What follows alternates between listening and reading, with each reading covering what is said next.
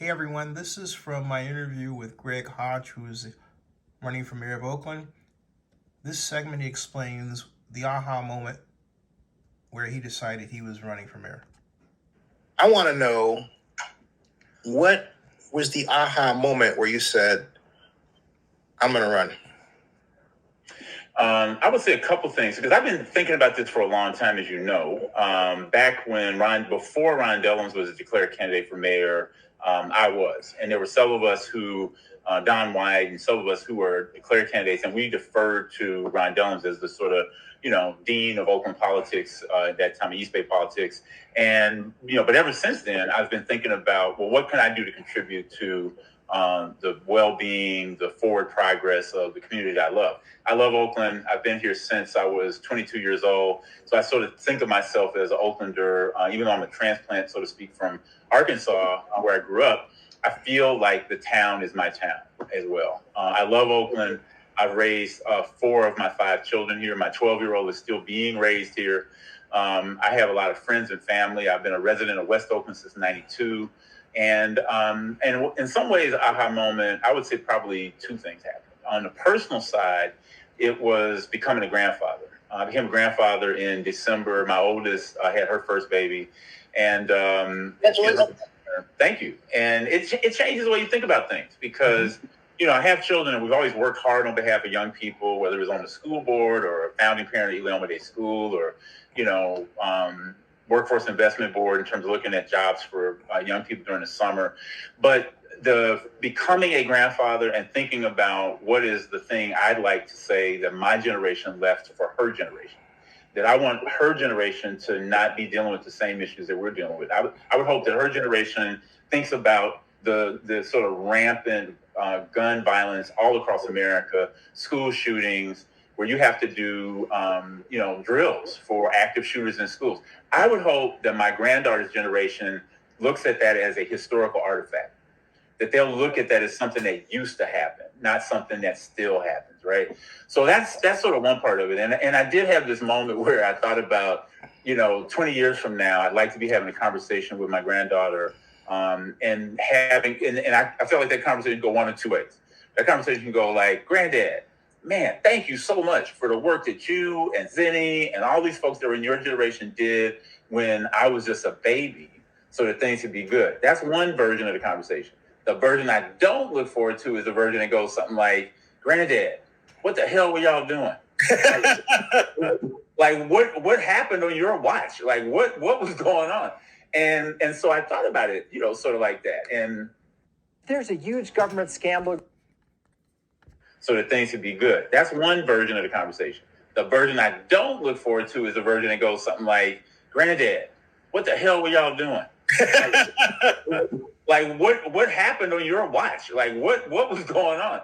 And so I thought about it, sort of like that. And I think the second thing that happened was in my work as a facilitator, meeting designer, I got a chance to facilitate the city council's biannual retreat. And so I had 2 full days to facilitate conversations with the city council. Our current mayor was a part of those conversations. And after that second day, I started thinking about, well, what could I contribute to the relationships between the city council and the mayor's office, the relationships between the council and the city attorney, the city administrator, as well as other systems leaders, Oakland School Board, as well as the Board of Supervisors. And a fundamental skill set for me is meeting design and facilitation. In other words, getting people to have meaningful conversations where we can arrive at consensus and then put that consensus into action. And so after taking a look at this, and this was not the first time I had had the task of facilitating city council retreat.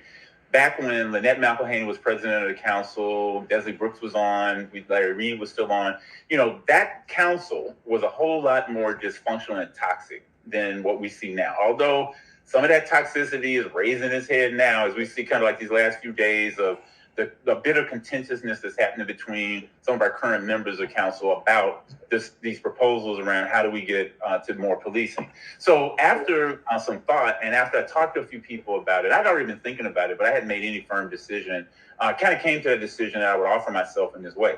When I talk to family, when I talk to friends, when I talk to people who have sort of been around Oakland politics for a while, whether it's on the school board or city council, people were sort of like, well, why would you do that? Like, why would you, like take on that kind of a thankless job is how people often would describe being mayor. Why would you take on this when all these challenges, COVID, we're not quite out of the pandemic. We're dealing with a huge and tragic increase in gun violence. We're dealing with a lot of issues, the homeless, unhoused issues that are happening here in the city. These are big challenges, and this is not for the faint of heart. As I thought about it, and I thought about my skill set, my experiences, my temperament, what I could add to this as somebody who's been in political life here, but also have been in just everyday life here. As a parent, as a facilitative leader in the nonprofit community, I manage the Brotherhood of Elders Network, which is an intergenerational network of Black men that's doing great work. I've done work at the national level with the Executive Alliance for Boys and Men of Color over the last few years.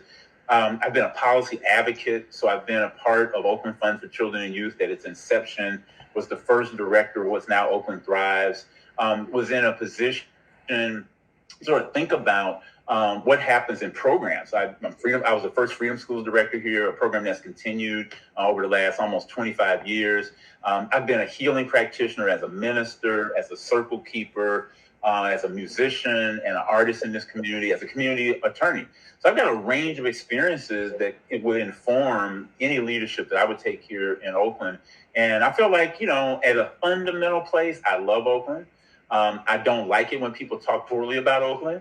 I saw a video on YouTube recently, and I think you commented on it. It was somebody who just basically drove through Oakland and looked at the most depressing parts of the city, right? And if you see that in other places, if you go to Chicago or Philly or New York or Atlanta or mid-sized places like Little Rock, Arkansas or Birmingham, every place has that. But that's not the only story. And so as a storyteller, I want to be able to tell the story of Oakland. What's the authentic story of Oakland? And not just the Oakland that we pine for, because a lot of us feel like we like Oakland in a certain way. But then anytime you think about whatever period that was in the 80s, you still got to think about crack and the epidemic.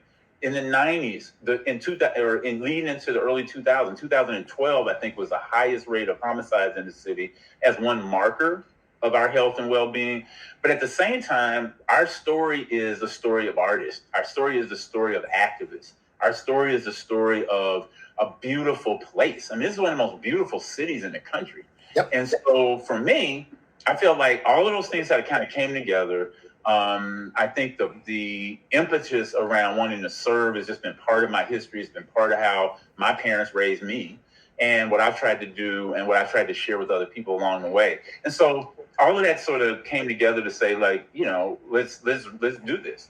And I've been telling all my friends and supporters, I'm not running for mayor. We're running for mayor. We're running for mayor. We're running because we got a lot of great innovative ideas that have never been implemented. We have some ideas on the books that have never been followed through on. We got Mayoral right now. I don't know exactly what's going on with it. It should be a centerpiece of the conversation we're having about the rise in violence. The first thing shouldn't be the conversation, in my opinion, about more police, because the data tells us sometimes having more police helps and sometimes it doesn't. All over the country, people are grappling with the increase in gun violence, and what we've seen in Chicago over the last few years is kind of like the national story of it. And we're starting to see that now, and I think that we got to be smart about it. We know we have lessons from the past. We have lessons from ceasefire. We have lessons from the stop and frisk era with William Bratton. We have lessons from Code 33, a project that I worked on where we had cops and kids talking to each other and got to a place where some of the police officers were saying, we'd love to have this kind of interaction as part of our academy experience. You had young people who really did not like the police coming into it. And at least they didn't turn into like great friends, but the young people who went through that project said, we like to get to know police officers better.